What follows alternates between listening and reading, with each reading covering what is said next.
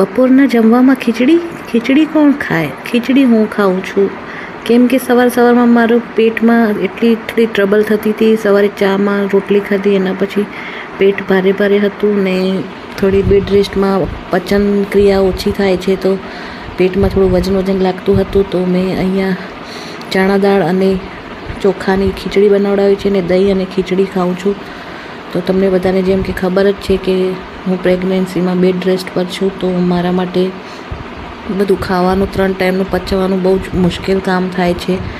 તો દાળ ભાત ને બધું બન્યું હતું, શાક રોટલી બધું જ હતું, પણ મેં મારા માટે ખીચડી બનાવડાવી અને દહીં અને ખીચડીને સાથે થોડી ગોળ ખાવાની આદત છે, તો હું એ ખાઉં છું. અને થયું એવું કે મને દૂધ પીવાનું ડૉક્ટરે કીધું છે, પણ દૂધ મને હદતું નથી. બધાને દૂધ હદે એવું જરૂરી નથી હોતું ને મને કબજિયાતની થોડીક પ્રોબ્લેમ છે.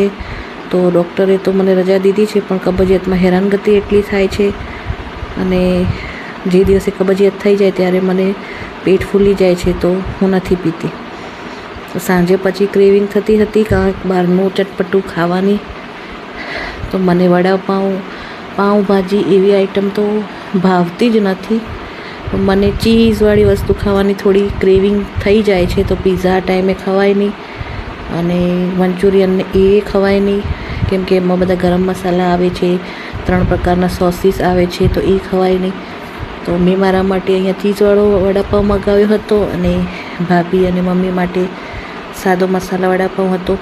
તો અમે 3 જણી બેસીને વડાપાઉં એન્જોય કર્યો. રાતના જમવામાં હતી ભાખરી, દહીં તીખારી અને ચાય.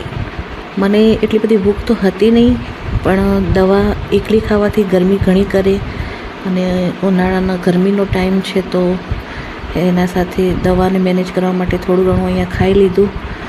આજના વ્લોગમાં આટલું જ. આ જમીને આવો દિવસ મારો ગયો. મળીએ આવનારા નવા વ્લોગમાં. બને એમ હું કોશિશ કરું છું કે હું રોજ નવો વ્લોગ બનાવું, પણ મારી હાલત નથી. તો આટલું જ.